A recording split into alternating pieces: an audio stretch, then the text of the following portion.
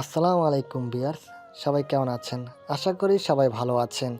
Please কেউ গল্প অল্প একটু শুনে বাজে কমেন্ট করবেন না, পুরোটা শুনে কমেন্ট করবেন। আর হ্যাঁ, আমাদের যদি কোনো ভুল ত্রুটি হয়ে থাকে, ডেসক্রিপশন বক্সে আমাদের নম্বর দেওয়া আছে, হোয়াটসঅ্যাপ আর ইমো করা। আপনারা ওই নম্বরে নক করবেন, ইনশাল্লাহ রিপ্লাই দিব। আর আমাদের গল্প যদি ভালো লেগে থাকে, লাইক আর শেয়ার করতে মোটেও ভুলবেন না। আর আমাদের চ্যানেলটি সাবস্ক্রাইব করে আমাদের সাথেই থাকবেন। ধন্যবাদ। চলুন গল্পটি শুরু করা যাক। দিশা মুড অফ করে বসে আছে। তমা আর অথই অনেক চেষ্টা করছে দিশার মুড ভালো করতে। আরিয়ান চলে যাওয়ার পরই ওরা দিশার কাছে চলে এসেছে। এসেই দেখে মহারানী মুড অফ করে বসে আছে। এত করে জিজ্ঞাসা করছে আরিয়ান কেন এসেছিল না, উনি বোবা হয়ে বসে আছেন। এক পর্যায়ে অথই রেগে গিয়ে বলল, চল তমা, আমরা চলে যাই। কার সাথে থাকবো এখানে? যে আমাদের আপনই ভাবে না তার কাছে থেকে লাভটাই বাকি। দিশা মুখ তুলে তাকালো, বলল, তোরা যাস না প্লিজ। যাক, মহারানীর মুড অন হয়েছে দেখছি। এখন বল কি হয়েছে? আরিয়ান কেন আসছিল? দিশা কিছুক্ষণ আকাশের দিকে তাকালো, তারপর সবটা ওদের কাছে খুলে বলল। তমা বলল, ওর সাহস হয় কি করে তোকে ভালোবাসার কথা বলার? এত অপমান করে কি মনের আশা মেটেনি? এটা নিশ্চয়ই ওর আর একটা চাল। বেশ রেগে কথাগুলো বলল তমা। দিশা কিছু বলল না। পাশ থেকে অথই বলে উঠল, আমার মনে হয় না ও মিথ্যা বলেছে। ও হয়তো ভুল বুঝতে পেরেছে। তুই ওকে মাফ করে দে দিশা। এটা তুই বলছিস অথই? হ্যাঁ, কেন? আমি কি বলতে পারি না? না পারিস না। তুই জানিস ও আমার সাথে কি কি করেছে? ইনফ্যাক্ট ও তোদের সাথে খারাপ বিহেভ করেছে। সবটা যেন তুই এমন বলছিস? হ্যাঁ বলেছি। তখনও তোর সাথে আমার সাথে খারাপ ব্যবহার করেছিল, নেহার খপ্পরে পড়ে। এখন তো ওর ভুল বুঝতে পেরেছে। অথই, তুই তো ভুলে গেছিস আমি আরিয়ানকে তখন থেকেই ভালোবাসি যখন ওর জীবনে নেহা নামের কেউ ছিল না। তখনও আমাকে অপমান করতো। আর নেহা, ওকে তো আরিয়ান ভালোবেসেছে আমাকে দূরে সরানোর জন্য। তোর কথা ঠিক দিশা, আমরা জানি আরিয়ান তোকে অনেক অপমান করেছে, কিন্তু এখন তো ও ওর ভুল বুঝে তোর কাছে ফিরতে চাইছে। একটা কথা কি জানিস দিশা, ভালোবাসা সবাই পায় না, আবার কারো কাছে ভালোবাসা না চাইতেও সেদে সেদে আসে। যেমন তুই তোরটাই দেখ, তুই আরিয়ানকে কত ভালোবাসতি, কিন্তু ও তোকে বারবার ফিরিয়ে দিয়েছে। আর এখন দেখ, তুই না চাইতেও সেই ভালোবাসা তোকে বারবার হাতছানি দিয়ে ডাকছে। এই ভালোবাসাকে অবহেলা করে নষ্ট করিস না রে দিশা। দিশা একটা দীর্ঘশ্বাস ছাড়ল, কিছুই বলল না। আরিয়ান অফিসে নিজের কেবিনে বসেছিল। চিন্তার রেখা তার কপালে স্পষ্ট। দিশাকে কিভাবে মানানো যায় সেটাই ভাবছে আরিয়ান। আচ্ছা, কোনো কিছু কি গিফট করলে ওর রাগ ভাঙবে? যদি দামি কিছু দিই, অবশ্যই ওর রাগ ভাঙবে।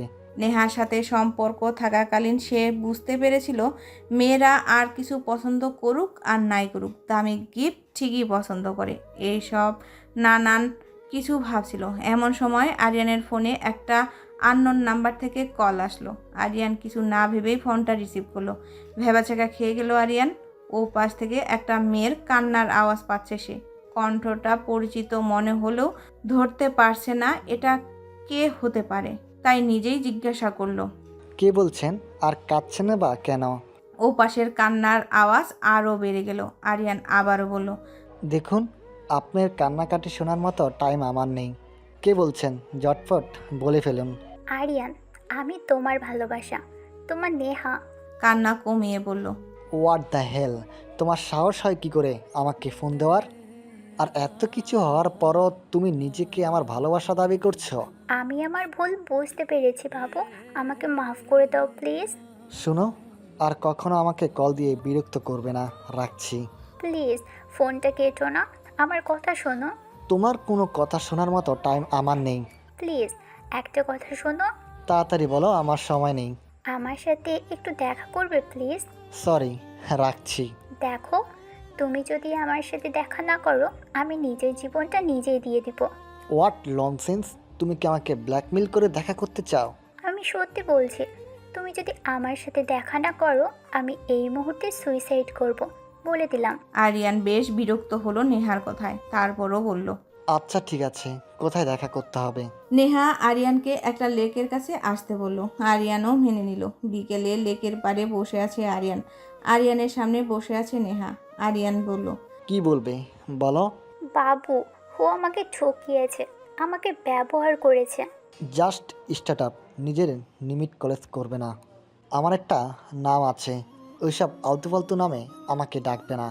আগে তো এসবই ডাকতাম তোমাকে। আগের দিন ভুলে যাও, কেন ডেকেছো সেটা বলো। সাগর আমাকে ঠকিয়েছে আরিয়ান। তো আমাকে ক্ষমা করে দাও বাবু। আমি জানি তুমি আমাকে ভালোবাসো, কিন্তু আমার উপর রেগে আছো তুমি। সব কিছু ভুলে আসো, আমরা নতুন করে আবার সবটা শুরু করি। এইসব বলার জন্য আমাকে ডেকেছো? হ্যাঁ, আমাকে ক্ষমা করেছো বলো। আরিয়ানের হাত ধরে নেহা বলতে লাগলো। ডোন্ট টাচ মি, আমি চলে যাচ্ছি, বাই। প্লিজ আর একটু থাকো, সময় নেই। প্লিজ। তোমা আজও শপিংয়ের জন্য বেরিয়েছিল দিশা আর অথৈকে নিয়ে। একটা লেক পার করে তারপর শপিং মলে যেতে হয়। কেনাকাটা শেষ করে আসার পথে অথৈ বলল। চল একটু লেকের পাড়ে ঘুরে আসি। না রে, আমি যাব না, তোরা যা। মাইট চিনিস, চল বলছি। ওদের জড়াজড়িতে দিশাও ওদের সাথে ভেতরে গেল। কিছুক্ষণ ঘুরে ফিরে যখন চলে যেতে লাগলো তখনই দিশা দেখতে পেল লেকের পাড়ে বসে আছে আরিয়ান আর নেহা। একটা বিদ্রূপের হাসি দিল সে সেদিকে তাকিয়ে। তোমা আর অথয়ও সেদিকে তাকালো। হতবাক হয়ে গেল ওরা। নেহার সাথে আরিয়ানের সম্পর্ক স্বাভাবিক, আর ও কিনা বলছে নেহার সাথে ওর সব সম্পর্ক শেষ। আরিয়ান নেহার বারণ করা সত্ত্বেও উঠে পড়ল। সে আর এক মুহূর্ত থাকবে না নেহার পাশে। উঠে দাঁড়িয়ে পিছনে ফিরতেই 420 ভোল্টের শক খেলো আরিয়ান। তাদের থেকে কয়েক হাত দূরে দাঁড়িয়ে আছে দিশা। কিছুক্ষণ অবাক হয়ে দাঁড়িয়ে থেকে তাড়াতাড়ি দিশার দিকে যেতে শুরু করলো আরিয়ান। এতক্ষণে দিশা হন হন করে চলে যেতে লাগলো। আরিয়ান দ্রুত হেঁটেও দিশার লাগাল পেল না। অথই আর তোমার সামনে গিয়ে দাঁড়ালো আরিয়ান। অথই বলতে লাগলো। বাহ আরিয়ান সাহেব, গাছেরও খাবেন আর তলারও ফুরোবেন। মানে? মানে কি বোঝেন না? আপনি কি বলেছিলেন আপনার আর নেহার সম্পর্ক শেষ, আর আপনি কিছুদিন ধরে দিশার পিছনে পড়ে আছেন ভালোবাসার দাবি নিয়ে। বাহ, সবটাই তো দেখলাম এখন। তোমরা যা দেখছো সবটাই সত্যি, কিন্তু যা ভাবছো সবটাই ভুল। কোনটা ভুল? আরিয়ান সবটা খুলে বলল অথই আর তোমাকে। সবটা শুনে তোমা বলল। আমরা না হয় বিশ্বাস করলাম, কিন্তু ওকে কিভাবে মানাবেন, কিভাবে বিশ্বাস করাবেন আপনি? এমনিতেও আপনার উপর ওর অভিমান পাহাড় সমান, তার উপর নেহার সাথে একসঙ্গে বসে থাকতে দেখেছে ও। এখন কি ও বিশ্বাস করবে? আরিয়ান বেশ চিন্তায় পড়ে গেল। তারপর ওদেরকে বলল। প্লিজ তোমরা একটু ওকে বোঝাও, ওকে আমার লাগবেই। আর ওই নেয়ার কারণে যদি আমি আমার দিশাকে হারাই তাহলে ওই নেয়াকে আমি ছাড়বো না, খুন করে ফেলবো ওকে আমি। মাথা গরম করলে হবে, ঠান্ডা মাথায় ভাবতে হবে কিভাবে কি করা যায়। আরিয়ান যেন একটু ভরসা পেল। দিশা নিজেকে ঘরবন্দি করে সেই বিকেল থেকে কাঁদতে লাগলো। যেই একটু বিশ্বাস করতে চাচ্ছিল সেই বিশ্বাসটাও ভেঙে দিল আরিয়ান। আরিয়ান সেই কখন থেকে ফোন দিয়ে যাচ্ছে দিশাকে, কিন্তু ফোনটা তুলছে না দিশা। বেশ টেনশনে পড়ে গেল আরিয়ান। পরিস্থিতিটা অস্থিরতা কাজ করছে তার মনের ভেতরে। নিজের কোনো ক্ষতি করে দিল না তো দিশা? যা অভিমানী। আমার উপরে অভিমান করে নিজের যদি কোনো ক্ষতি করে দেয়? বেশ অস্থির হয়ে গেল সে। বারবার কল দিয়েও কোনো লাভ হচ্ছে না। যখন ভাবলো তখন ফোনটা রিসিভ না করলেও সোজা ওর বাসায় যাবে, তখনই ফোনটা রিসিভ করলো দিশা। আরিয়ান ব্যস্ত হয়ে জিজ্ঞাসা করলো। তুমি ঠিক আছে তো দিশা? ফোনটা ধরছিলে না কেন? কেন ফোন করেছো? কান্নাটা কিছুটা চাপা দিয়ে কথাগুলো বলল দিশা, কিন্তু আরিয়ান ঠিক বুঝে গেছে দিশা কাঁদছিল। তুমি কাঁদছো কেন দিশা? আমি কাঁদবো কেন? আমার কিসের দুঃখ? রেগে আছো? কল দিয়েছো কেন সেটা বলো। আই লাভ ইউ দিশা। বাহ, একবার নেহা একবার দিশা, কয়জন মেয়ে লাগে বলো তো? তোমাদের তো অনেক টাকা, তো প্রস্টিটিউটদের কাছে যাও না, আমার পেছনে কেন পড়ে আছো? দিশার এই কথায় আরিয়ান বেশ রেগে গেল। তারপর নিজের রাগকে মাটি চাপা দিয়ে দিশাকে বলল। তুমি ভুল বুঝছো দিশা। ভুল? কোনটা ভুল? কিছুক্ষণ আগে যেটা দেখলাম সেটা, নাকি এখন যেটা হচ্ছে সেটা? জানি রেগে আছো আর তোমার রাগ করাটাই স্বাভাবিক, কিন্তু ভুল বুঝো না আমায় প্লিজ। প্লিজ ফোনটা রাখো, আমি কথা বলার মুড নেই আরিয়ান। তুমি কি কখনোই আর আমাকে আরও বলে ডাকবে না? সেটা ডাকার অধিকার অনেক আগেই আমি হারিয়ে ফেলেছি আরিয়ান। বলেই ফোনটা কেটে দিল দিশা। আরিয়ান আবারও ট্রাই করতে লাগলো দিশার ফোনে। আসল কথাটাই যে বলা বাকি, কিন্তু এখন ফোনটা অফ পাচ্ছে আরিয়ান। বেশ টেনশনে পড়ে গেল আরিয়ান। অথই সেই সকাল থেকে ক্যাম্পাসে বসে দিশাকে বুঝিয়ে যাচ্ছে। তমাও বুঝিয়েছে ওকে, কিন্তু ফোনে। বিয়ের আর কয়েকদিন বাকি, তাই ভার্সিটিতে আসেনি ও।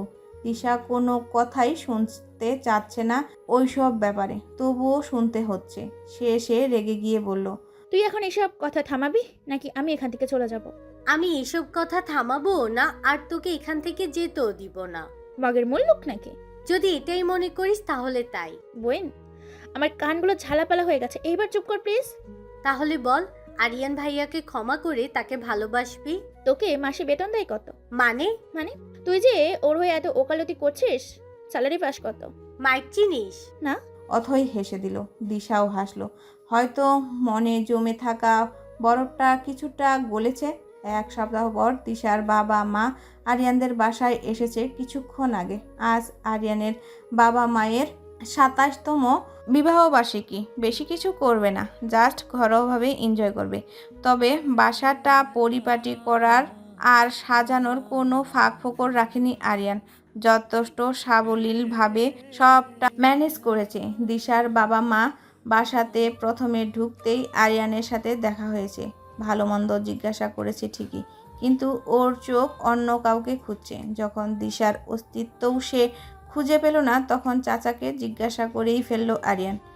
ভ্রু কুঁচকে জিজ্ঞাসা করলো আরিয়ান, চাচা, দিশা কোথায়? ও আসেনি? না বাবা, আমরা বলেছিলাম আসার জন্য, কিন্তু ও আসতে পারবে না। কেন আসতে পারবে না? কিছু হয়েছে ওর? আরে না, কিচ্ছু হয়নি। ওর এক বান্ধবীর বিয়ে 2 দিন পর।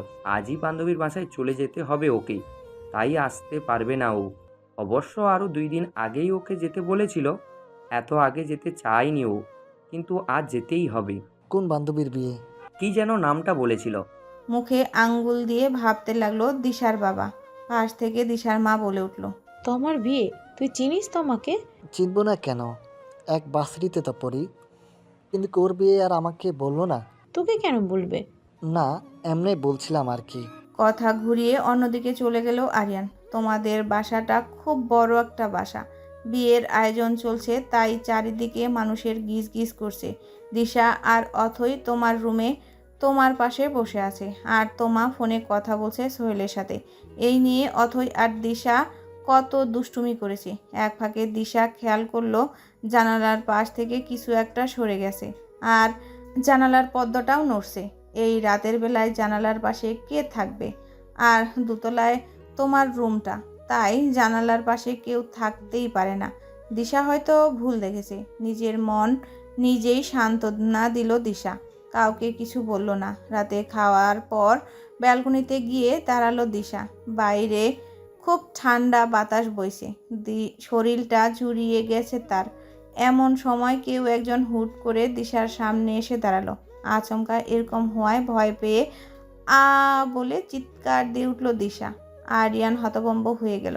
দিশার চিৎকার শুনে পাশের রুম থেকে তোমা আর অথই তাড়াতাড়ি করে এলো। এসে দেখে দিশার সামনে আরিয়ান দাঁড়ানো, আর দিশা এখনো চোখ বন্ধ করে চিৎকার দিয়েই যাচ্ছে। অথই তাড়াতাড়ি করে গিয়ে দিশার মুখে হাত চাপে ধরে বলল, থাম বইন থাম, মান সম্মানটা লিক করিস না। একবার চোখগুলো খুলে দেখ কে আসছে। দিশা আস্তে আস্তে চোখ খুলে ভূত দেখার মতো চমকে উঠল। তুতলাতে তুতলাতে বলল, তো তুমি এখানে কেন এসেছো? আমি তোকে দেখতে আসছিলাম, তুই তো আমাকে ঘাবড়িয়ে দিলি। কিভাবে এলেন আরিয়ান ভাই? তোমার বিয়েতে তো দাওয়াত দাও নাই, তাই দেওয়ালটাকে চলে এসেছি। আর কিভাবে এলে? তোমার সাহস আছে? কেন এসেছো এখানে? তুই আজকে আমাদের বাসায় যাস নাই কেন? তাহলে তো এরকমটা হতো না। ওখানে আমার যাওয়াটা ইম্পর্টেন্ট না, তাই জানি। কিন্তু তুই তো আমার জন্য খুব ইম্পর্ট্যান্ট। আমি তোর জন্য অপেক্ষা করেছিলাম। বাজে বলা বন্ধ করো আর এখান থেকে যাও। অন্যদিকে ফিরে কথাটা বলল দিশা। চলতে যাবই, এখানে কি থাকার জন্য এসেছি নাকি? তো যাও না। যাচ্ছি, তবে আবারও আসবো। আরিয়ান দেওয়ালের পাইপ দিয়ে আবারও নেমে গেল। দিশা একটা স্বস্তির নিঃশ্বাস ফেলল। আজ তোমার গায়ে হলুদ, আর আগামীকাল বিয়ে। সন্ধ্যার পর সোহেলদের বাসা থেকে হলুদ নিয়ে লোকজন আসবে। সারা বাড়িতে লাইটিং করা হয়েছে। পুরো বাসা জুড়ে আনন্দের ঢেউ বইছে। সন্ধ্যার পর হলুদের জন্য সব কিছু আয়োজন করা হয়েছে। মেয়েরা পরেছে লাল হলুদ কম্বিনেশনের শাড়ি আর ছেলেরা পরেছে হলুদ পাঞ্জাবি। রাত 12টার দিকে হলুদের অনুষ্ঠান শেষ হয়ে সবাই যার যার রুমে গিয়ে শুয়ে পড়ল। তোমা, অথই আর দিশা এক রুমে শুয়েছে। সারা দিন পরিশ্রম করার কারণে শোয়া মাত্রই ঘুমিয়ে তলিয়ে গেছে সবাই। রাত আনুমানিক 1টার দিকে দিশা মিটমিট করে তাকালো। হঠাৎই কেন ঘুম ভেঙে গেল বুঝতে পারছে না সে। তবে আকাশের তারাগুলো স্পষ্ট দেখতে পাচ্ছে সে। পুরো 2 মিনিট সময় লাগলো বুঝতে যে সে ছাদে আছে। আস্তে আস্তে উঠে বসলো দিশা। শোয়ার সময় তো রুমেই ছিল, তাহলে এখানে আসলো কিভাবে? ছাদে দোলনার উপর বসে আছে দিশা। তবে যখন শুয়েছিল তখন নরম কিছু অনুভব করছিল সে মাথার নিচে। ভয়ে গলা শুকিয়ে কাঠ হয়ে গেছে দিশার। তবুও ধীরে ধীরে পাশে ফিরে তাকালো সে। হতভম্ব হয়ে গেল সে। চাঁদের আলোতে আরিয়ানের হাসিমাখা মুখটা স্পষ্ট দেখা যাচ্ছে। দিশার মাথায় চিন্তা ঘুরপাক খাচ্ছে। এত রাতে এখানে কিভাবে আসলো আরিয়ান? দিশার চিন্তামাখা মুখটা দেখে আরিয়ান মুচকি হাসলো, বলল, এখানে কিভাবে আসছিস সেটাই ভাবছিস তাই না? ধীর গলায় উত্তর দিল দিশা। গতকাল রাতে যেভাবে এসেছি সেভাবে এসেছি। বলছিলাম তো আবার আসবো। কিন্তু আমি তো রুমেই ছিলাম, তো আমার অথই ছিল আমার সাথে। হ্যাঁ, রুমেই তো ছিলি। জানিস তুই না অনেক ভারী। তোকে কোলে করে সিঁড়ি বেয়ে আসতে আমার না যা কষ্ট হচ্ছে না, এরপর থেকে খাওয়ার কমাবি বুঝলি? মানে? আমতা আমতা করে বলল দিশা। আরিয়ান একটা দুষ্টুমি হাসি দিল, বলল, কাল তোমার বিয়ে তাই না? হুম। কাল ওই লেহেঙ্গাটা পরিস। কোন লেহেঙ্গাটা? ভ্রুকুচকে জিজ্ঞাসা করলো দিশা। যেটা তুই পার্সেলে পেয়েছিলি সেটা। ওটা তুমি পাঠিয়েছিলে। হুম। তুমি কি করে জানলে ওটা আমি চুজ করেছিলাম? ভালোবাসার টানে জেনে গেছি। আমাকে বোকা পেয়েছো? বাজে কথা রেখে বলো কিভাবে জানলে? সেটা তোর না জানলেও চলবে। পড়বি কি না বল? না, পড়বো না। অভিমান করে আছিস এখনো? অভিমান করবো কেন? তার সাথে অভিমান করা যায়, তাকে ভালোবাসা যায়। তুমি আমার কে যে তোমার সাথে আমি মিছে মিছে অভিমান করব? আমি তোর কে সেটা তুই জানিস। যাই হোক, অনেক রাত হয়ে গেছে, আমি চলে যাচ্ছি। তুইও গিয়ে ঘুমিয়ে পড়। দিশার উত্তরের অপেক্ষা না করেই আরিয়ান চলে গেল। দিশা কিছুক্ষণ সেখানে বসে থেকে লাজুকভাবে একটা মুচকি হাসি দিল। তারপর চলে গেল রুমে ঘুমাতে। সকাল সকাল ঘুম থেকে উঠতেই মন খারাপ করে বসে আছে দিশা। অথই আর তোমা সেই কখন থেকে মন খারাপের কারণ জানতে চাইছে, কিন্তু কিছুই বলছে না ও। অবশেষে ওদের জড়াজড়িতেই বলল, আমি বিয়েতে যে ড্রেসটা পরবো ভেবেছিলাম সেটা আনতে ভুলে গেছি। অথই যেন দিশার এই কথা শুনে রেগে ফেরে যাচ্ছে। রেগে গিয়ে বলল, কোথায় ছিল তোর মন? 2 দিন হয়েছে এসেছিস। এই 2 দিনে তোর একবারও কি মনে হয়নি যে তুই জামা আনতে ভুলে গেছিস? আজ বিয়ের দিনই তোর মনে হতে হলো আর বলতে হলো ভুলে গেছিস? এত ধমকাচ্ছিস কেন? ধমকাবো না তো তোকে কি আদর করব? আদর করতে বলেছি আমি? এত না ধমকিয়ে একটা উপায় বলো না মা। একদম মা ডাকবি না আমাকে, দাঁত ফেলে দিব সব। যা তোর মাকে ফোন কর। মা নিয়ে আসবে ড্রেস। তোকে জুতা পিটা করা দরকার। তোর মা নিয়ে আসবে কেন? তোর মাকে ফোন করে বল গাড়ির ড্রাইভারকে দিয়ে পাঠিয়ে দিতে। বাহ, এটা তো ভাবিনি। যাই হোক, মা এত ভালো একটা উপায় বলার জন্য। উম্মা উম্মা রেখে ফোন কর তাড়াতাড়ি। কিছুক্ষণ পর আবার তোমাকে পার্লারে নিয়ে যেতে হবে। দিশার মা সবাই বসে টিভি দেখছিল। এমন সময় ল্যান্ডলাইনে কল আসলো। ফোনটা রিসিভ করলেন তিনি। হ্যালো, মা। কে দিশা? আমার কথা মনে পড়েছে তাহলে 2 দিন পর? ধুর, কি যে বলো মা, তোমার কথা মনে হতে যাবে কেন? আমি তো ড্রেসটার কথা মনে পড়ছে। কোন ড্রেসটা? ওই ড্রেসের পার্সেলটা পেয়েছিলাম, ওটা এখন আমাদের ড্রাইভারকে দিয়ে পাঠিয়ে দাও। আমার রুমে ড্রাইভারে একটা প্যাক আছে, দেখো। ওটা দিয়ে তুই কি করবি? ড্রেস কি খাওয়া জিনিস? পরবই তো নাকি? কে না কে পাঠিয়েছে ওটা, তুই পরবি? তোমার মেয়ে জামাই পাঠিয়েছে। হয়েছে এখন তো পড়তে কোনো প্রবলেম নাই, তাড়াতাড়ি পাঠিয়ে দাও। যাচ্ছি। কিছুটা রাগ দেখিয়ে বলল দিশার মা। ওকে মা। মা থাক, আর ঢং করতে হবে না, রাখছি। ফোনটা রেখে দিল দিশা। না চাইতেও মায়ের মনটা আজ অনেকটা ফুরফুরে হয়ে গিয়েছে। কতটা দিন পর আজ দিশা আবারও আগের মতো করে কথা বলছে। কিছুক্ষণ আগে বরযাত্রী এসেছে, তোমাকে স্টেজে নেওয়া হয়েছে। সেখানেই বিয়ের কাজ সম্পূর্ণ করা হচ্ছে। অথই সহ বাকি সবাই স্টেজের আশেপাশেই আছে। শুধু দিশা একা রুমে বসে আছে। বাইরে যেতে ভয় পাচ্ছে সে। সেই কখন বরযাত্রী এসেছিল। তখন গেটে বর আটকাতে গিয়েছিল দিশা, কিন্তু ওদের সবার মাঝে আরিয়ানকে দেখে মাথাটা খারাপ হয়ে গেল তার। ও নাকি বরের বন্ধু, তাই এসেছে বরের সাথে, কিন্তু কোন কালের বন্ধু সেটাই বুঝতে পারছে না দিশা।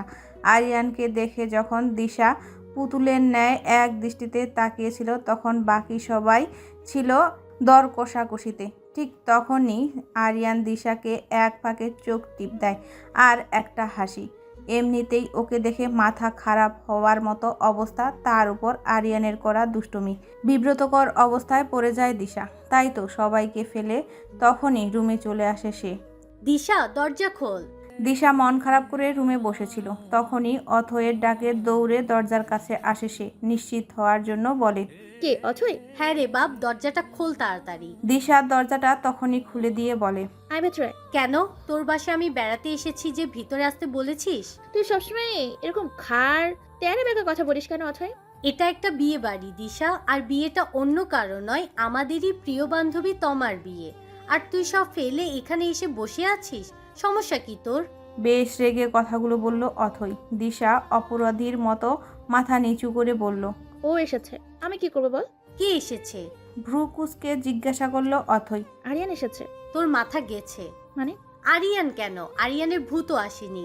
আর তুই কিনা বলছিস আরিয়ান এসেছে? নেশা করেছিস তুই? খবরদার বলছি, বাজে কথা বলবি না। আমি নিজে দেখেছি ও এসেছে। তুই ওকে অনেক বেশি ভালোবাসিস তো, তাই সবসময় ওকে দেখিস। এরকম সিনেমাতে হয়, বাস্তবে না। আমি নিজের চোখে দেখেছি ও এসেছে। ইনফ্যাক্ট ও আমাকে... ও তোকে কি? না, কিছু না। আচ্ছা চল। দিশা অথয়ের সাথে নিচে গেল ওয়েটিং স্পেসে। সবাই হই হুল্লোড় করতে ব্যস্ত। দিশা ঘুরে ঘুরে চারপাশটা দেখছিল, তখনই কেউ ওর হাতটা হ্যাঁচকা টান দেয়। টাল সামলাতে না পেরে বুকে গিয়ে ঠেকে দিশার মাথাটা উঁচু করে দেখে সামনে আরিয়ান দাঁড়ানো। কয়েকটা ঢোক গিলে বলে, তুমি কি করতে এসেছো এখানে? প্রেম করতে এসেছি। মানে? ইংরেজিতে বলবো কি? I love you. তোমার মুন্ডু ছাড়ো আমাকে। ধরেছি নাকি যে ছাড়বো?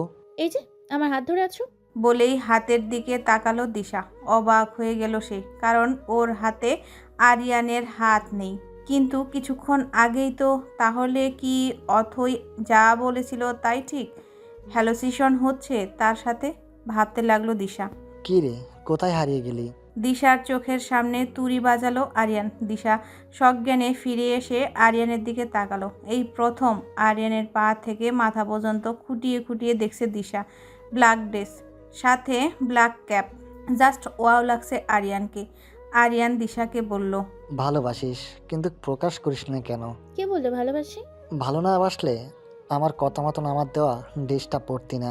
এতক্ষণে দিশার খেয়াল হলো সে আরিয়ানের দেওয়া ড্রেসটা পরে আছে, তাও তারই কথা মতো। লজ্জায় মাথা ফাটিয়ে দিতে ইচ্ছা করছে এখন। কেন যে এই ড্রেসটাই পরতে গেল?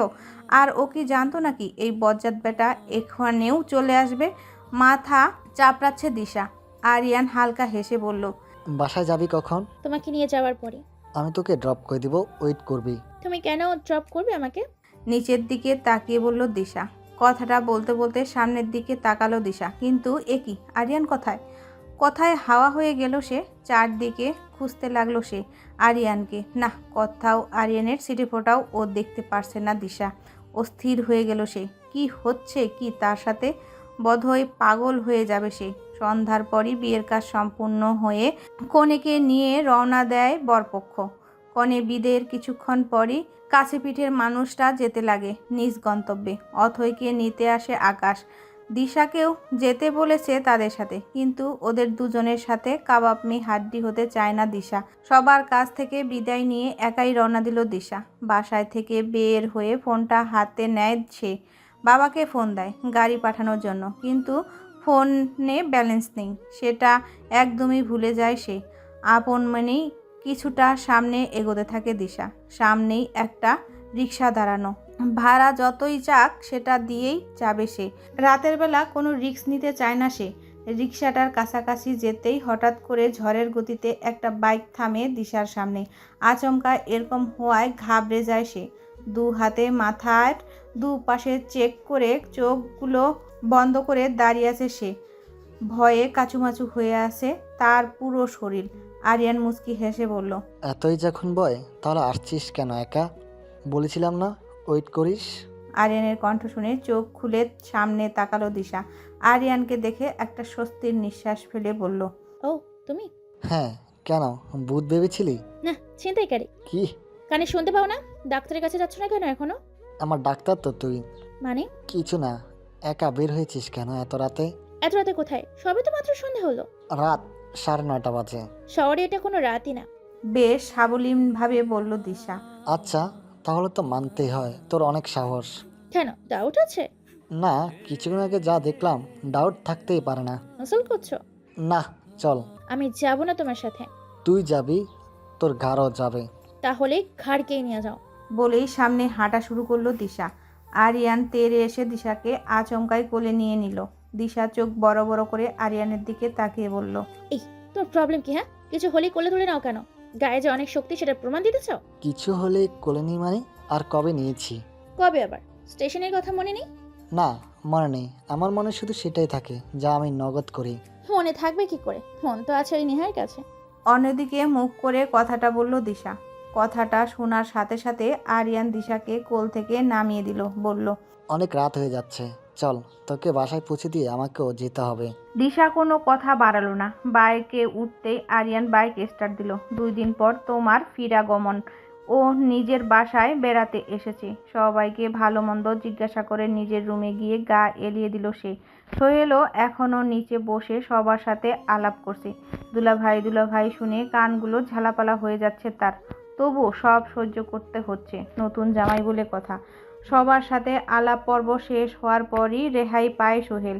তোমার রুমে চলে যায় সাথে সাথে। রুমে ঢুকেই দেখে তোমার শুয়ে আছে। দরজাটা ভিজিয়ে তোমার পাশে গিয়ে নিজেও হেলান দিয়ে বসে সোহেল।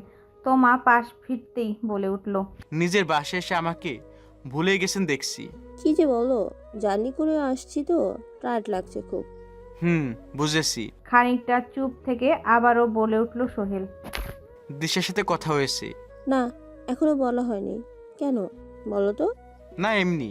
সেদিন আরিয়ান ভাই যা করলো না, তোমার ফোন নম্বর জন্য আমাকে জ্বালিয়ে মেরেছে। আমাকেও কি কম জ্বালিয়েছেন নাকি? এক মুহূর্ত আমাকে কেমন বন্ধু বানিয়ে নিল, এখন আবার আরেক জ্বালা। এখন আবার কি? দিশাকে কি নাকি সারপ্রাইজ দিবে? ও কিনে যেতে হবে ওর কথা মতো কোনো এক জায়গায়। দোয়া করি আরিয়ান ভাইয়ার এত কষ্টের কাজগুলি যেন সার্থক হয়। আরে বাবা, সমস্যাটা কি তোদের? তোরা নতুন বিয়ে করছিস, ঘুরতে যাবি, ভালো কথা। আমাকে কেন টানছিস তোদের মাঝে? ইচ্ছে হয়েছে তাই টানছি, যেতে বলেছি যাবি, এটাই ফাইনাল। ফাইনাল বললি, আর অমনি ফাইনাল হয়ে গেল? হ্যাঁ, হয়ে গেছে। তুই যাবি, তোর ঘাড়েও যাবে। দরকার হলে অথৈকেও নিয়ে যাব আমাদের সাথে। তোদের যা খুশি তাই কর, আমি রাখছি। রেডি হয়ে থাকিস কিন্তু বিকেলে। দেখা যাবে। ফোনটা কেটে দিল দিশা। রাগে ফুঁসছে সে। এটা কেমন কথা? তমা আর সোহেল ভাই নতুন বিয়ে করেছে, একটু ঘুরবে ফিরবে, এনজয় করবে না? আমাকে নিয়ে যেতে হবে তাদের। আমি জানি ওদের বডিগার্ড। নেহা সেই কখন থেকে নিজের রুমের এ মাথা ও মাথা পায়চারি করছে। হাতে একটা ফোন নিয়ে সেই কখন থেকে ভাবছে তো ভাবছেই কিভাবে আরিয়ানকে আবারও বাগে আনা যায়। আরিয়ানের প্রতি মুহূর্তের আপডেটও পেতে অবশ্য একটা বন্ধুকে বলে রেখেছে। ঘন্টায় ঘন্টায় সে আরিয়ানের প্রত্যাহিক ডিটেলস পাচ্ছে, তাও শান্তি মিলছে না ওর। খুব ভয়ে আছে নেহা। দিশার সাথে ওর আবার কোনো কালেকশন হয়ে গেল না তো? এমন হলে তো নেহা আম আর আটি দুটোই হারাবে। এমনটা হলে তো চলবে না। যেভাবেই হোক আবারও আরিয়ানকে বশে আনতে হবে, এইসবই ভাবছিল নেহা। এমন সময় কল বাজলো ওর ফোনে। রাফি ফোন করেছে, নেহার আরেক বন্ধু, যাকে বলেছে আরিয়ানের খোঁজ দেওয়ার জন্য। নেহা তাড়াতাড়ি ফোনটা রিসিভ করে বলল, হ্যাঁ রকি, কি খবর বলো। খবর আছে সাংঘাতিক, যেটা শুনলে তুমি হার্ট অ্যাটাকও করতে পারো। ফোনিটা রেখে সোজাসুজি বলো কি হয়েছে। আরিয়ান আর দিশার মধ্যে এখন আগের চেয়ে অনেক বেশি ভাব জমে গেছে। যদিও পুরোপুরি হয়নি, তবে আজ মনে হয় হয়ে যাবে। মানে কি? আজ দেখলাম আরিয়ানকে একটা জুয়েলারি শপে যেতে। ওখানে গিয়ে একটা হীরের নেকলেস আর একটা রিং এনেছে। কার জন্য এনেছে, জেনেছো কিছু? হ্যাঁ, আরিয়ান বেরিয়ে আসার সাথে সাথেই আমি শপে গিয়ে শপকিপারের সাথে কথা বলছিলাম। উনি জানে না কার জন্য নিয়েছে, তবে গিফটের প্যাকে মোড়ে নিয়ে এসেছে। কাউকে গিফট করবে হয়তো। আমার অনুমান এইটা দিশার জন্যই নিয়েছে, কারণ যেই গহনাগুলো নিয়েছে সেগুলো খুবই দামি হলেও একদম সিম্পল ডিজাইনের। আর আমি যতটুকু জানি দিশা সিম্পল মডেলই বেশি চয়েস করে। বুঝেছি। তবে এতটুকু জানলেই হবে না, আমার আরও ডিটেলসে জানা প্রয়োজন।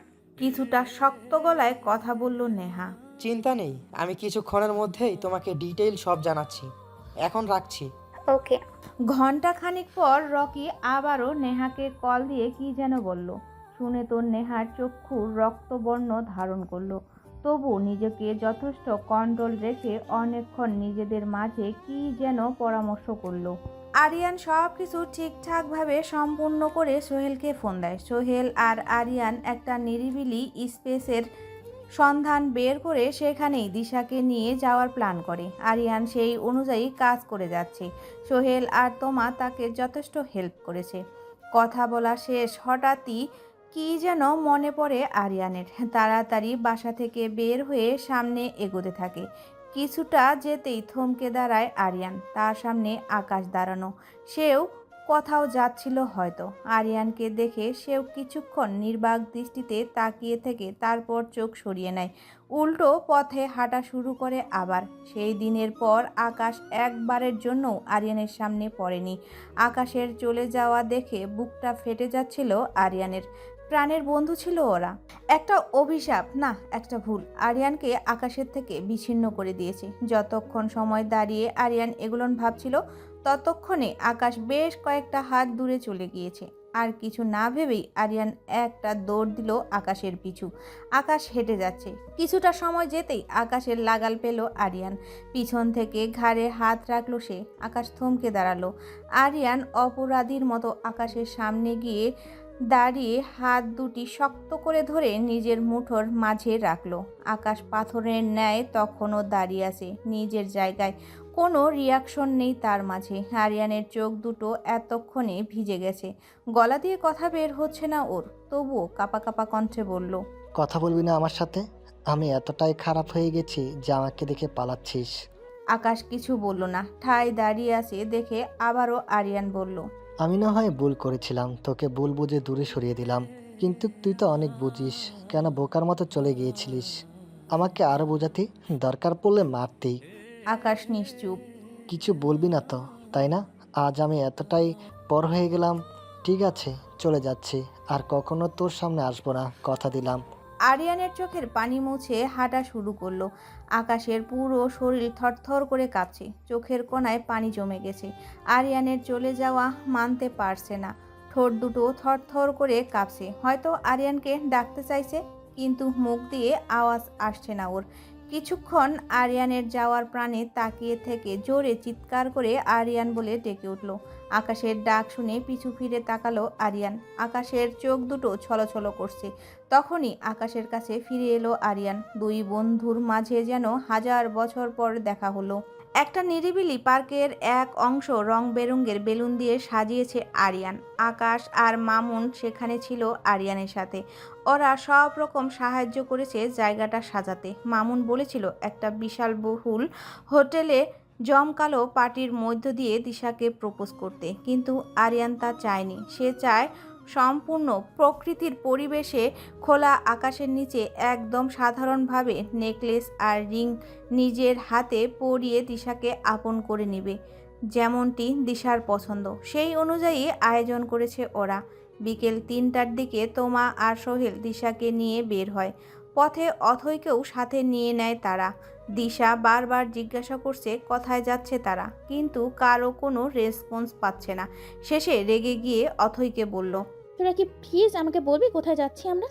দিশার কথায় অথৈ সহ সবাই মুচকি হাসছে, কিন্তু কেউ কিছু বলছে না।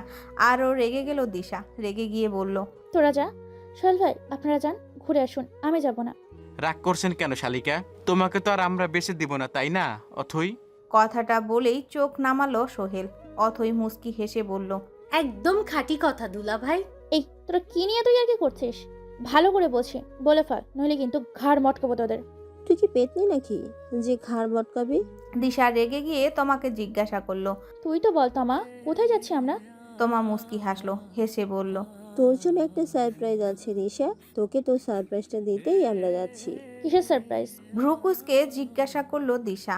কিসের সারপ্রাইজ সেটা যদি আগে বলে দেই, তাহলে তো আর সেটাই সারপ্রাইজ থাকবে না, তাই না শালিকা? দুষ্টু হাসি দিয়ে কথাটা বলল সোহেল।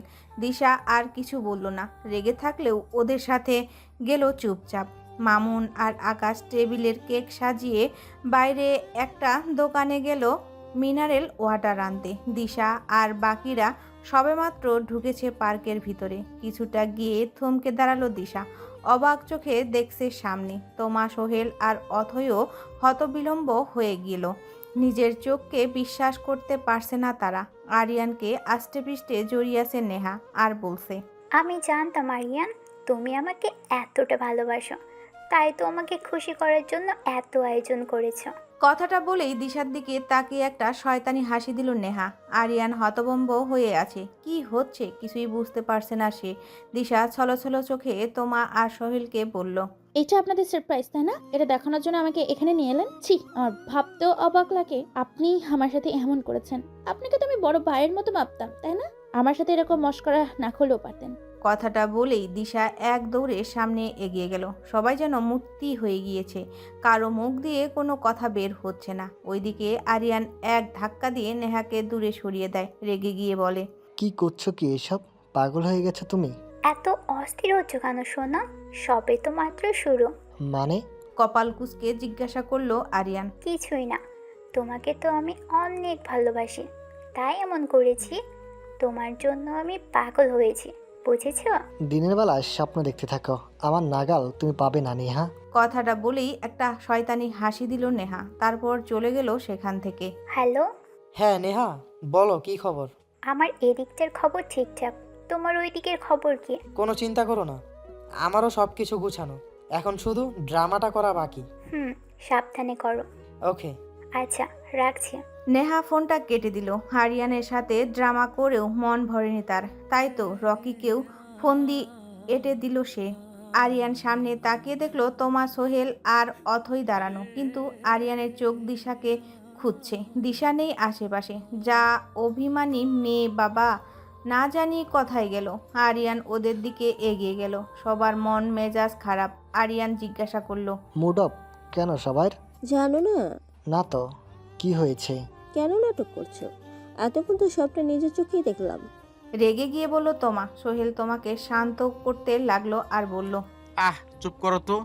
কিছু না জেনে শুনে চোখের দেখাতেই এভাবে রিয়াক্ট করো না। আগে শুনি সবটা, কি হয়েছিল আরিয়ান? শেষের কথাটা আরিয়ানকে উদ্দেশ্য করে বলল সোহেল। আরিয়ান কিছুক্ষণ চুপ থেকে তারপর সবটা খুলে বলল ওদেরকে। আরিয়ানের কথা শেষ হলে সোহেল একটা দীর্ঘশ্বাস ছেড়ে বলল, শুনছো তো? তোমাকে উদ্দেশ্য করে বলল, হ্যাঁ, সব তো বুঝলাম, কিন্তু দিশাকে কিভাবে মানানো? বেচারি যেভাবে রিয়েক্ট করে ওইদিকে গেল। কপালের চিন্তার রেখা টেনে বলল অথই। ওকে কিভাবে মানাতে হবে সেটা আমার উপরে ছেড়ে দাও। কোন দিকে গিয়েছে সেটা আগে বলো। ওই তো ওইদিকেই গেছে।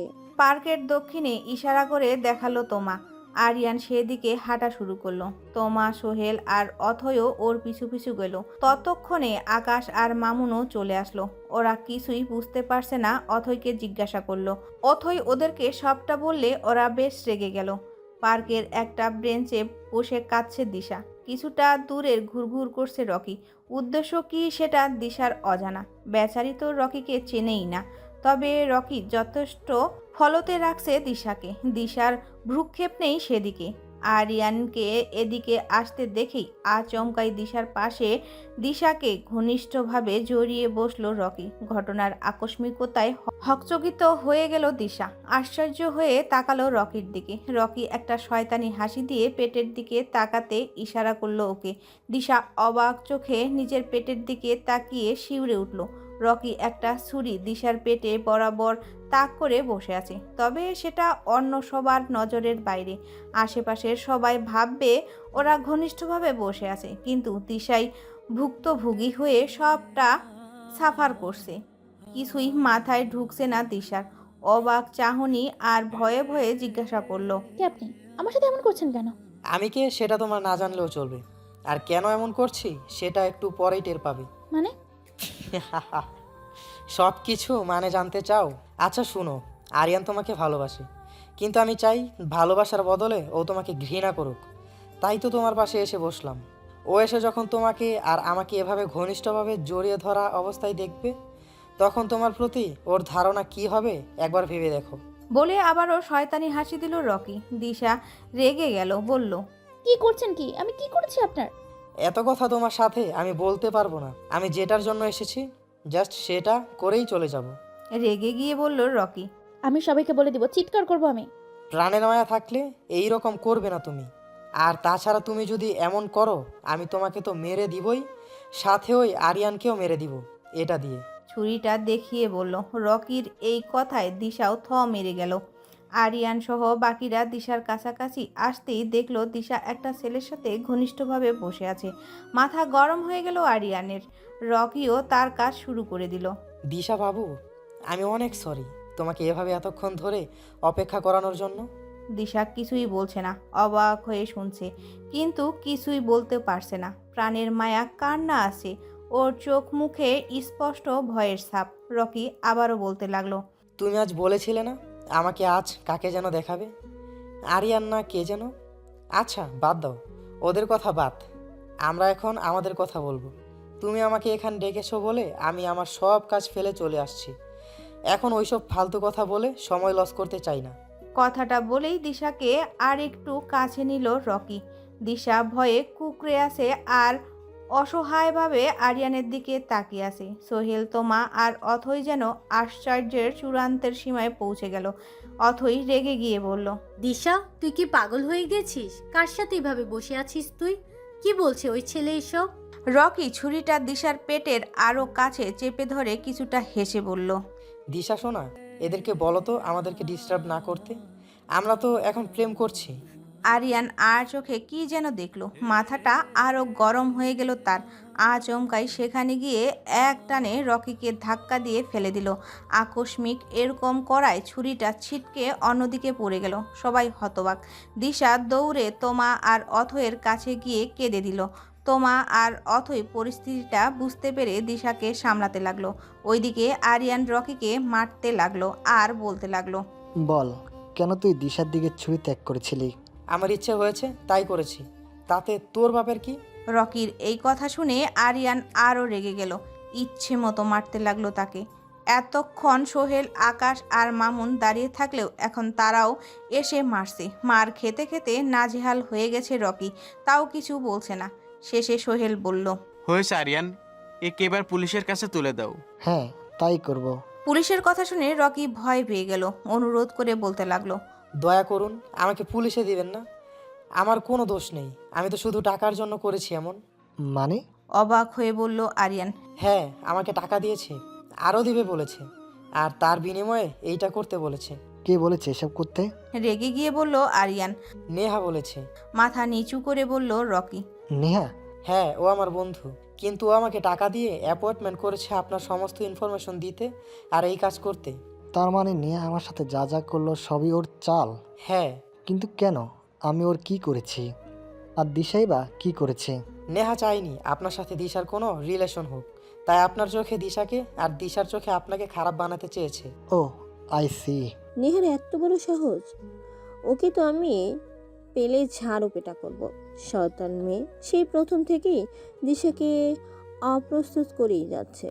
রেগে গিয়ে বলল তোমা। অথয়ও রেগে আছে, কিন্তু প্রকাশ করছে না। সে দিশাকে সামলাচ্ছে আর দিশা অবাক হয়ে রকির কথা শুনছে। একটা মেয়ে কতটা শিকারী হলে এইসব করতে পারে? আর ওর চালে সে নিজেও পা দিল। আরিয়ানকেও ভুল বুঝলো। আরিয়ান রেগে ফায়ার। রকিকে আরও কয়েকটা কিল ঘুষি দিয়ে ছেড়ে দিল ও।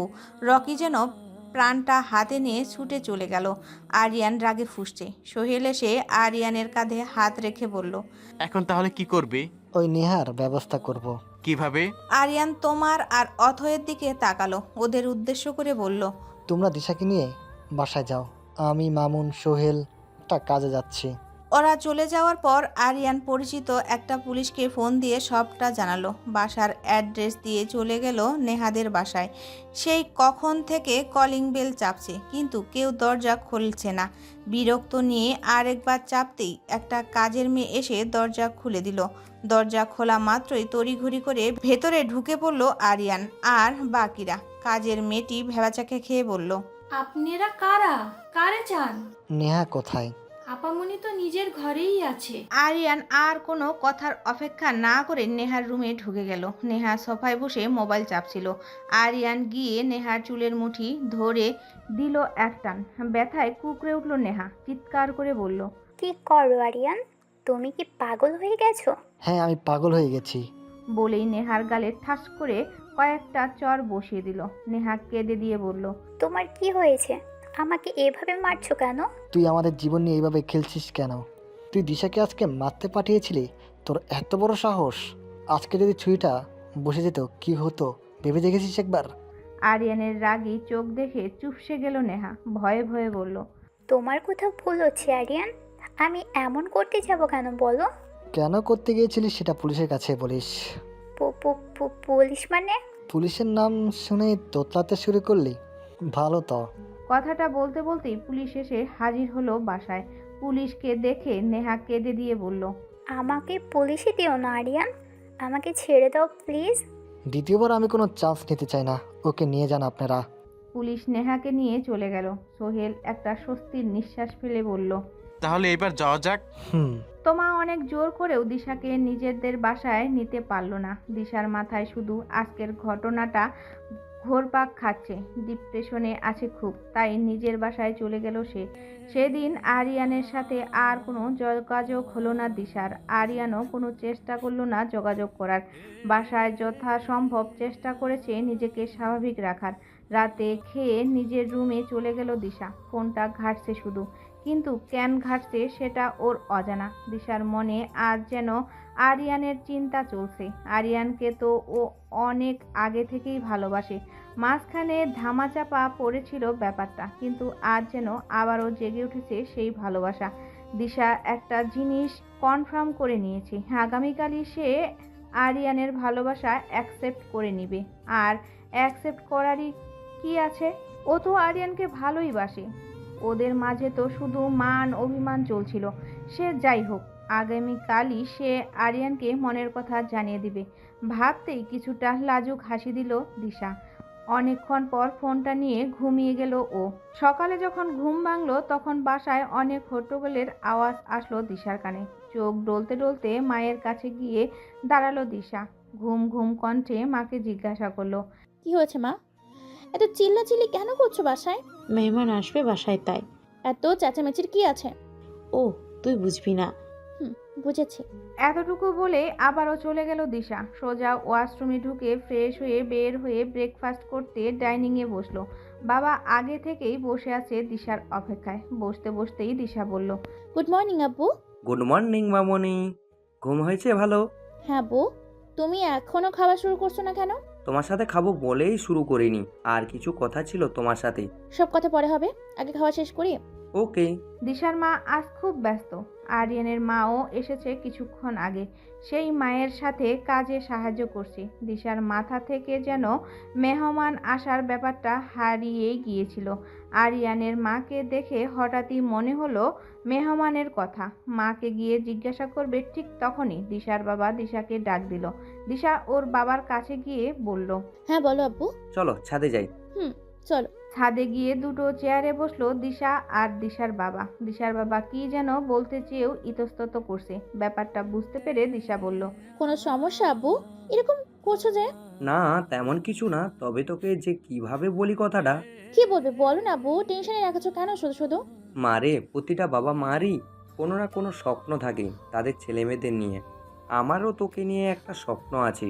তোকে বিয়ে দেব, তোর সংসার হবে, আমার ছোট ছোট নাতনি নাতনি হবে, ওদের নিয়ে খেলবো। এই স্বপ্নটা আমার পূরণ করবি মা? দিশা অবাক হয়ে বলল, আমাকে কি করতে হবে বাবা? তোকে বিয়ে দিতে চাই, তুই যদি রাজি থাকিস তাহলে। এই সব কথা শুনেই আরিয়ানের কথা মনে হয়ে গেল দিশার। মনে মনে ভাবলো বাবাকে ওর ভালোবাসার কথা বললে নিশ্চয়ই বাবা রাজি হবে। আর এটাই মোক্ষম সময়। দিশাকে আনমনা দেখে ওর বাবা জিজ্ঞাসা করলো, কিছু ভাবছিস তুই? কই কিছু ভাবছি না তো, বলো কি বলবে তুমি? বাবা হেসে বলল, তোর কি কাউকে পছন্দ আছে? মানে তুই কি কাউকে ভালোবাসিস? বাবার সেই কথা শুনে দিশার লজ্জা পেয়ে গেল। কিভাবে বলবে সে বাবার কাছে নিজের ভালোবাসার কথা? কি ভাববে বাবা? ছি ছি, এইসব কথা নিজের বাবাকে বলা যায় নাকি? বাবা আবারও বলল, কি রে, কিছু বলছিস না যে? দিশা মাথা চুলকাতে চুলকাতে বলল। কি বলবো আপু? তুই কি কাউকে ভালোবাসিস? না মানে বাকি কথাটা শেষ হবার আগেই বাবা বলে উঠল। ভালোবাসিস না তাহলে তো হয়েই গেল। আর তাছাড়া আমি জানতাম আমার মেয়ে কখনো এমন করতেই পারে না। আমি তো আমার মেয়েকে এমন কোনো শিক্ষা দিইনি, তাই না? দিশা অবাক চোখে বাবার দিকে তাকালো। বাবা কি বলছে কিছুই বুঝতে পারছে না দিশা। বাবা আবারও বলতে লাগলো। যার সাথে তোর বিয়ে ঠিক করেছি ও খুব ভালো ছেলে, তোর নিশ্চয়ই পছন্দ হবে। আর বাবার পছন্দকে তো আর তুই অপছন্দ করতে পারবি না। দিশা আরো বেশি অবাক হয়ে গেল। অবাক হয়েই জিজ্ঞাসা করলো। বিয়ে ঠিক করেছে মানে? হ্যাঁ রে মা, তোর অনুমতি না নিয়ে তোর বিয়ে ঠিক করে নিয়েছি আমি। আর অনুমতি নেবারই বা কি দরকার? আমার মেয়ে আজ পর্যন্ত আমার অবাধ্য হয়নি, আর হবেও না, সেটা আমি ভালো করেই জানি। কার সাথে বিয়ে ঠিক করেছো তুমি আমার? তুই চিনিবি না ওকে। বিজনেস করার সুবাদে ওর বাবার সাথে আমার পরিচয় হয়। ছেলে লন্ডনে স্যাটেল, ওখানকার বড় ডক্টর। খুব ভালো রাখবে ও তোকে, দেখে নিস। বাবার কথাটা শুনে মুহূর্তেই দিশার চোখ ছলছল হয়ে উঠল। শেষ আশাটাও যেন মাটি হয়ে গেল। দিশা আশা করেছিল বাবা হয়তো আরিয়ানের কথা বলবে, কিন্তু না, বাবা দেখার আগেই মুছে নিল সে। বাবা আবারও বলল। শুভ 1 মাসের জন্য দেশে এসেছে। ওর বাবা চায় এবারই ওর বিয়েটা সেরে ফেলতে। শুভকে? যার সাথে তোর বিয়ে ঠিক করেছি তার নামই শুভ। আশাহত চোখে নিচের দিকে তাকালো দিশা। বিয়ের পর তোকেও সাথে করে নিয়ে যাবে লন্ডন। রাজরানীর মতো থাকবি তুই ওর ঘরে।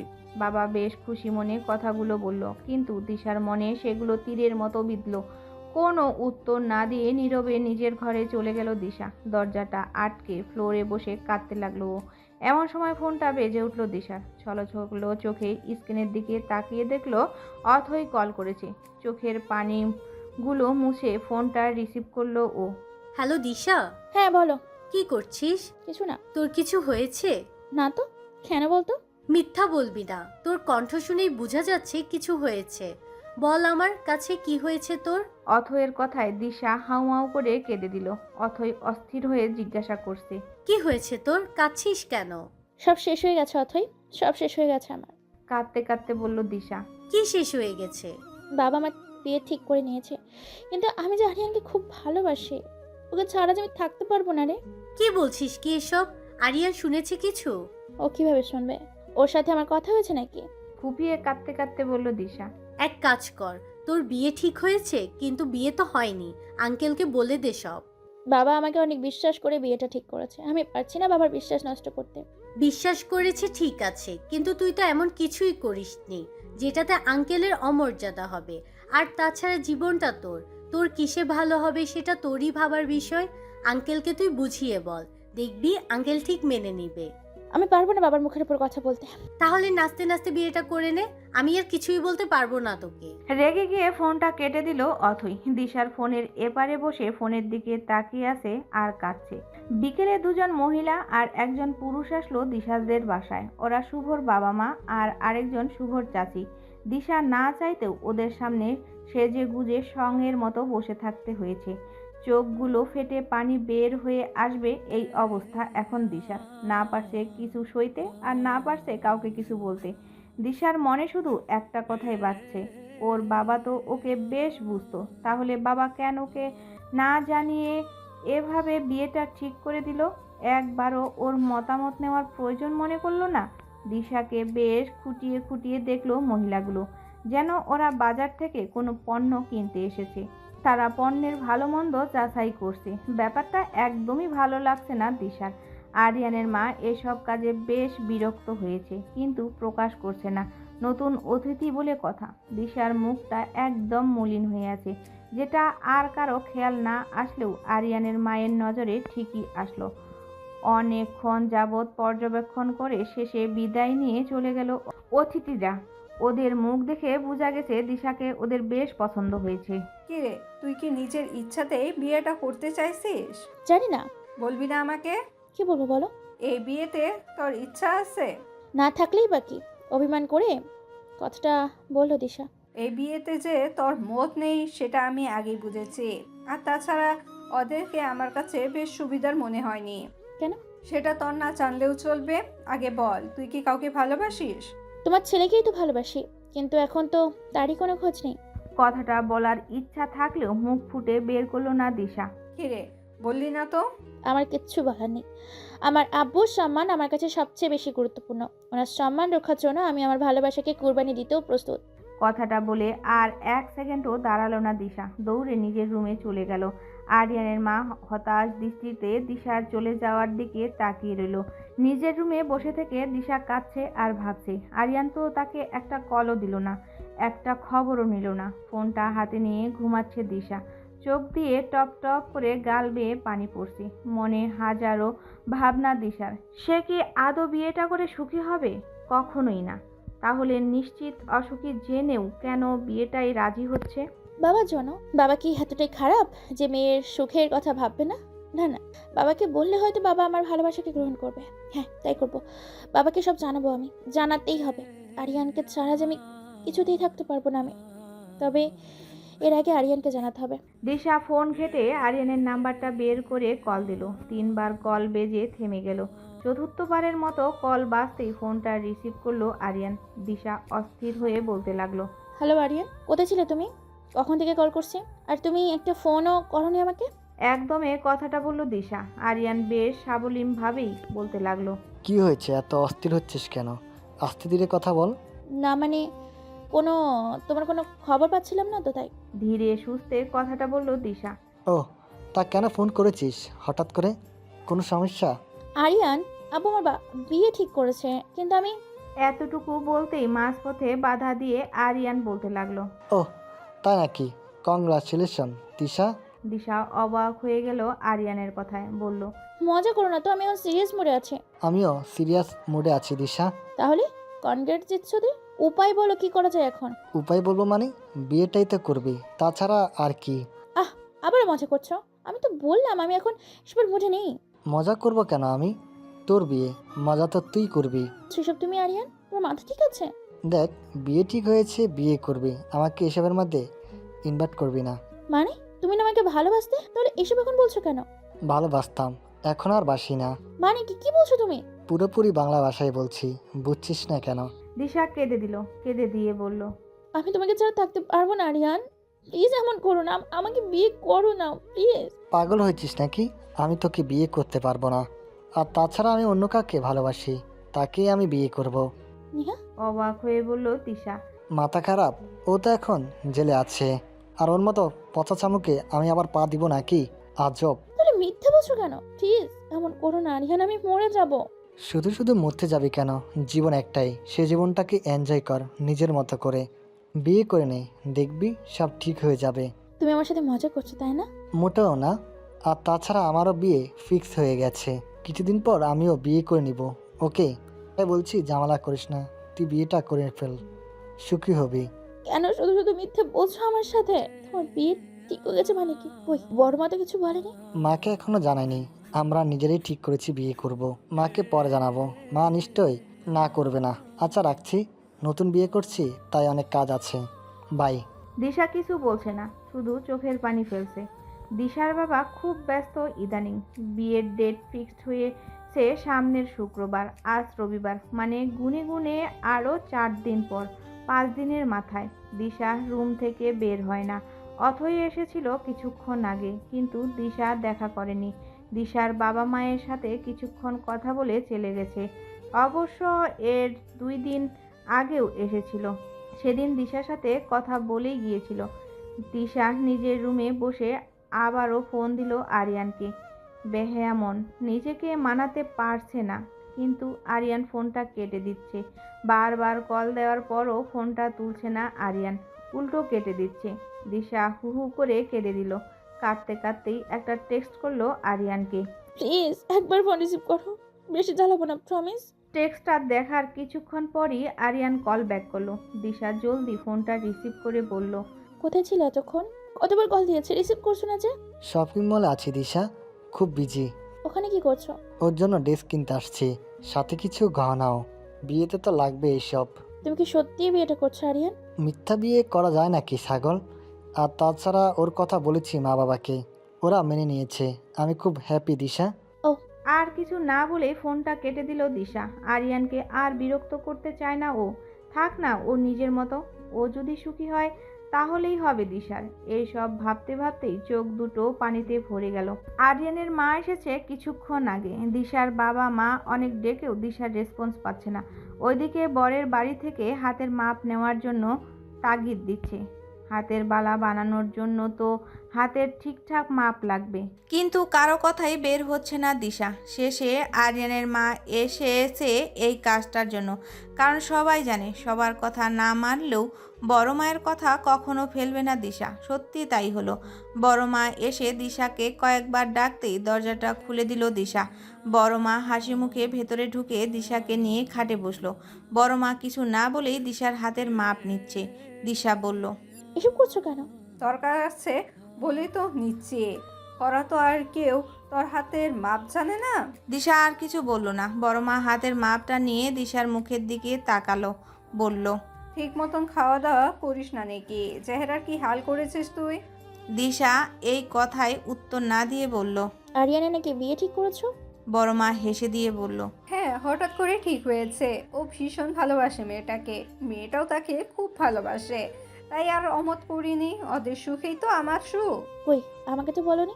কিভাবে বলবো? আমিও তো হঠাৎই জানলাম। আর তুইও এখন এসব শোনার মুডে নেই।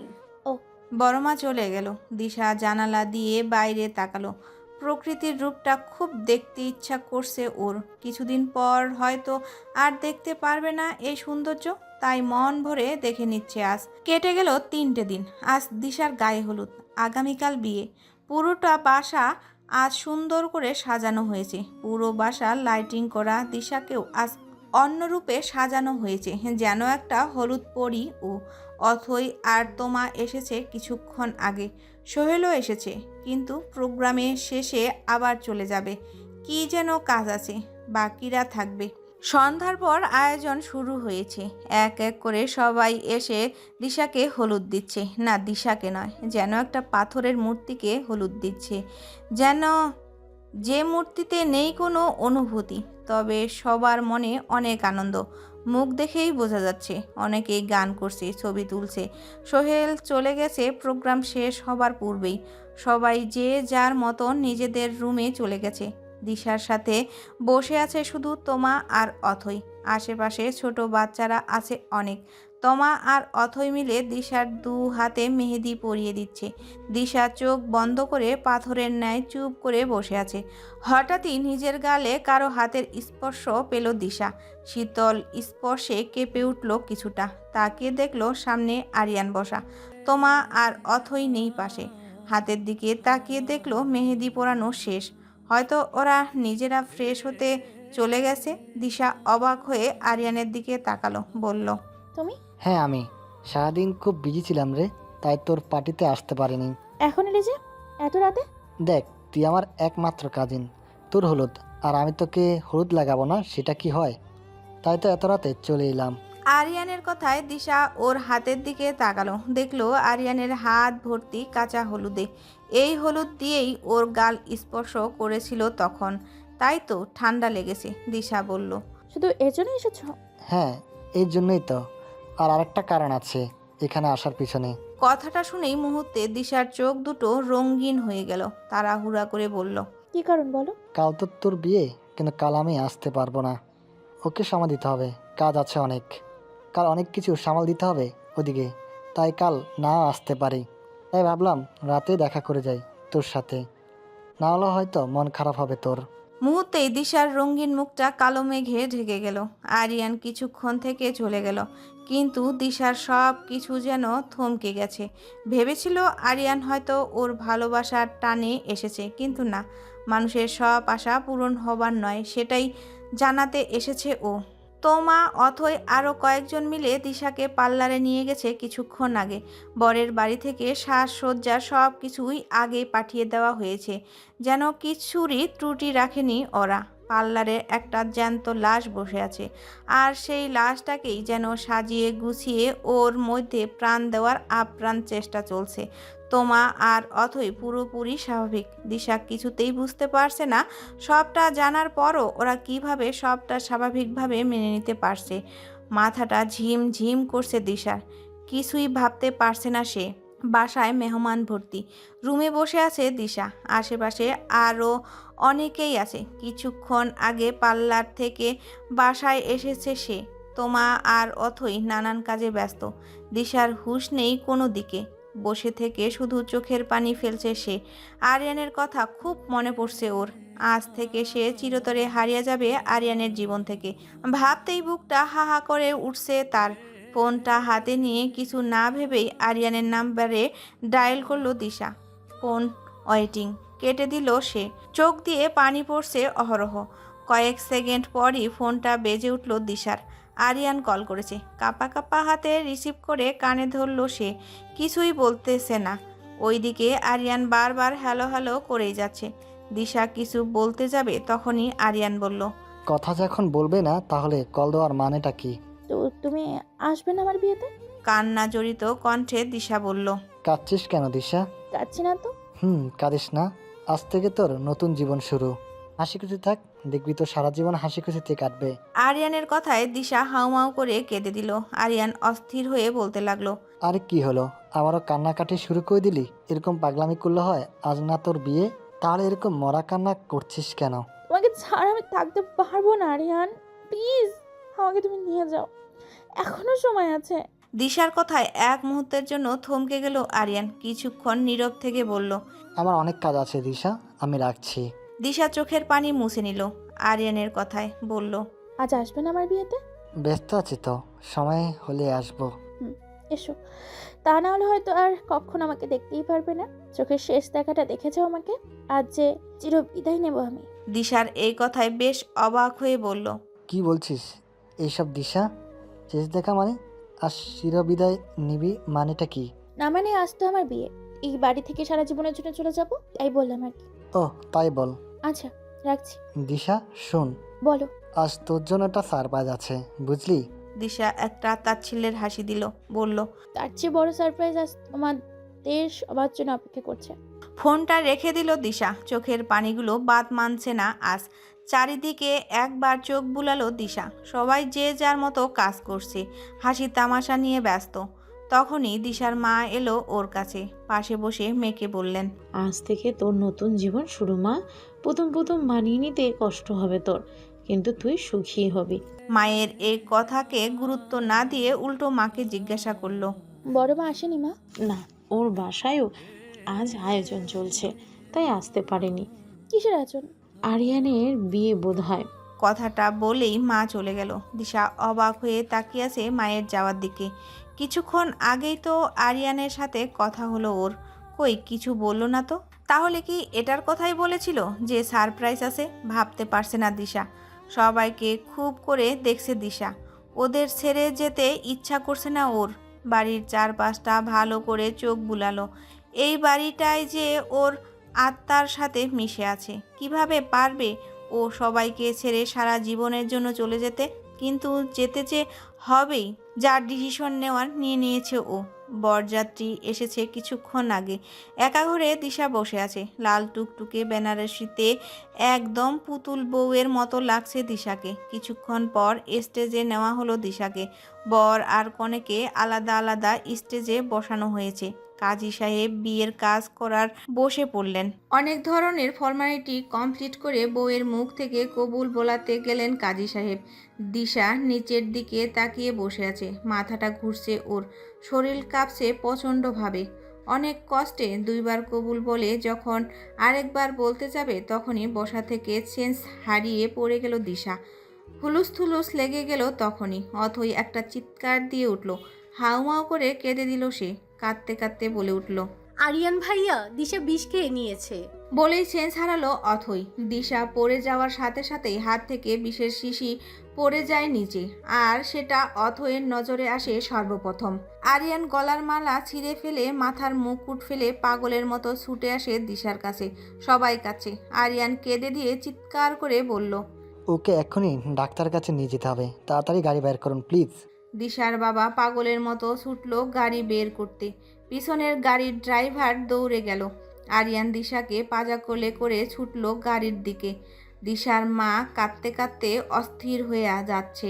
বিয়েবাড়ির হাসি আনন্দ নিমিষে কান্নায় বন্যায় পরিণত হলো। হসপিটালে পৌঁছালো সাথে সাথেই দিশাকে ইমার্জেন্সিতে নেওয়া হলো। ওটির সামনে পায়চারি করছে সবাই। পাশের একটা বেঞ্চে মাথায় হাত দিয়ে বসে কাঁদছে দিশার বাবা।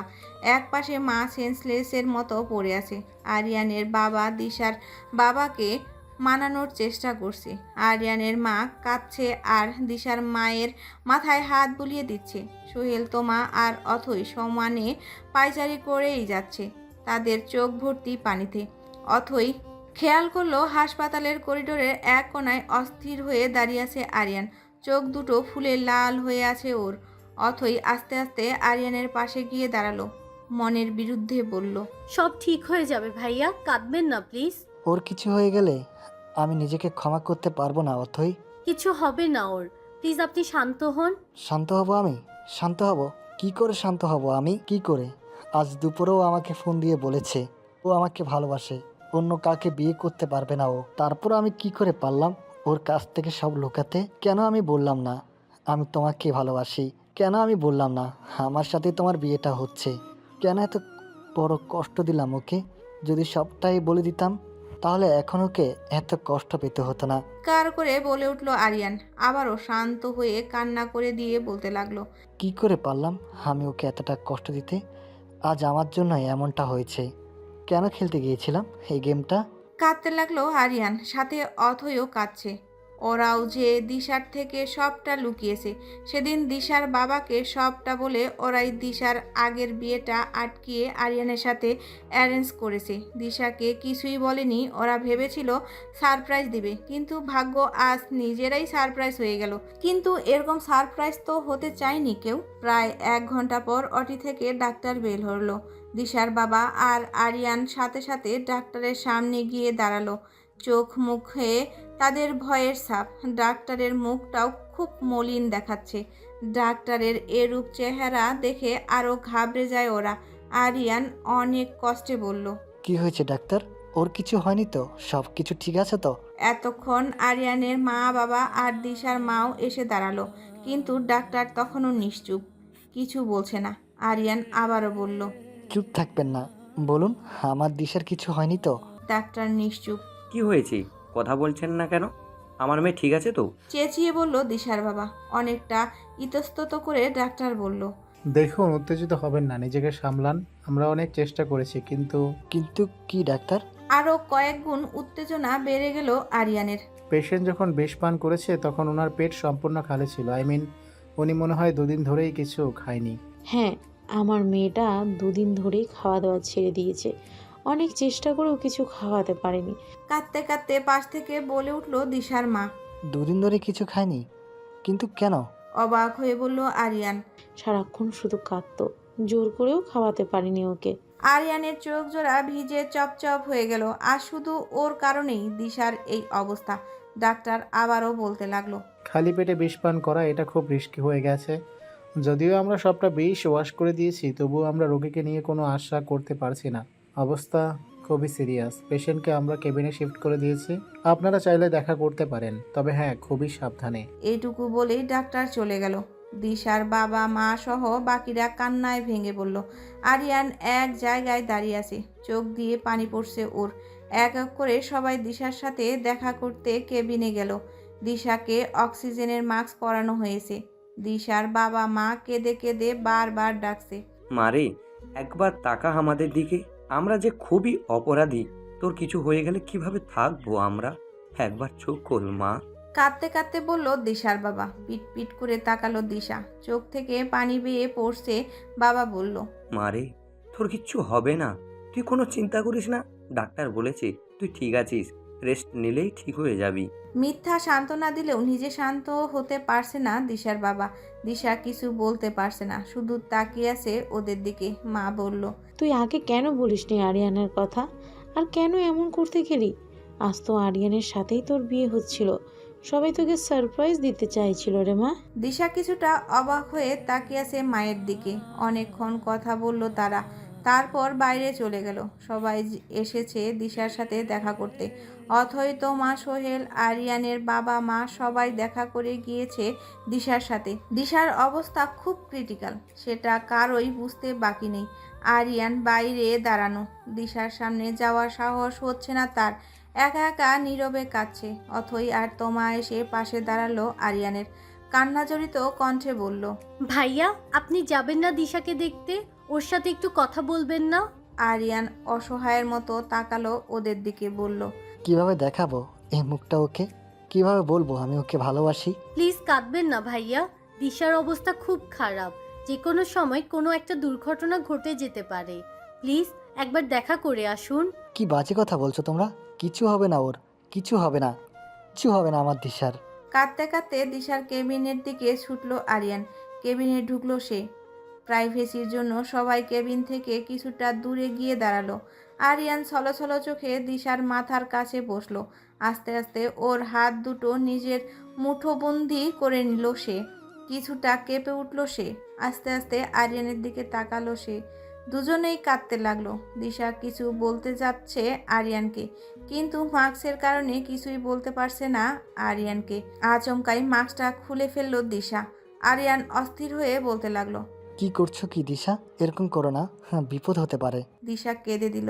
অনেক কষ্টে বলল, আমি বাঁচতে চাই আরিয়ান, আমি তোমাকে নিয়ে বাঁচতে চাই। তোমার কিছু হবে না দিশা, সব ঠিক হয়ে যাবে।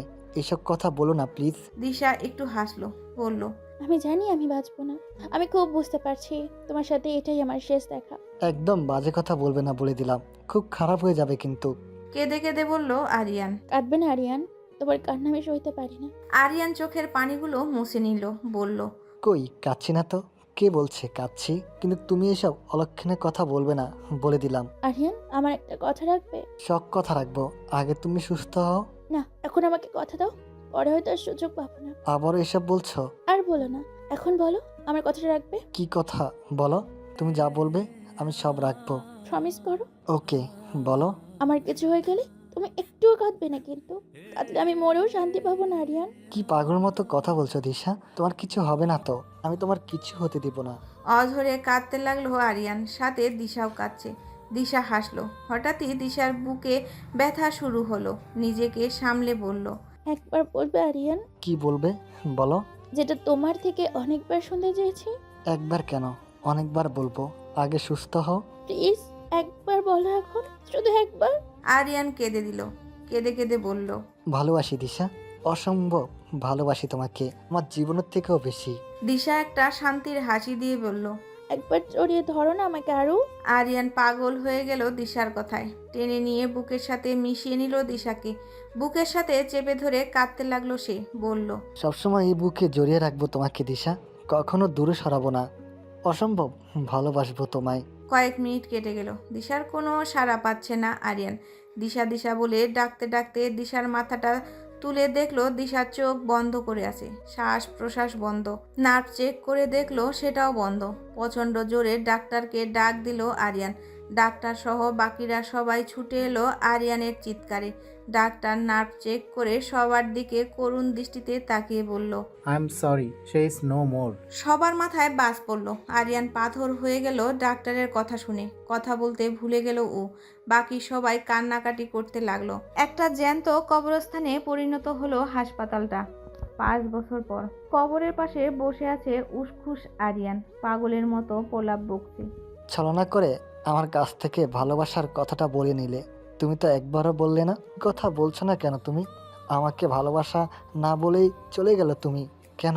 বলো না আমায়, শুধু একবার বলে যাও প্লিজ দিশা, শুধু একবার বলো। দূরে দাঁড়িয়ে আছে তোমা, সোহেল, অথই, আকাশ। চোখে পানি টলমল করছে ওদের। সেদিনের পর থেকে আরিয়ান কাঁদতে ভুলে গেছে, কিন্তু সারাক্ষণ দিশার কবরের পাশে বসে থাকে ও। ওর ধারণা দিশা এসে একবার হলেও বলবে ভালোবাসি। ভালো থাকবেন, সুস্থ থাকবেন, আল্লাহ হাফেজ।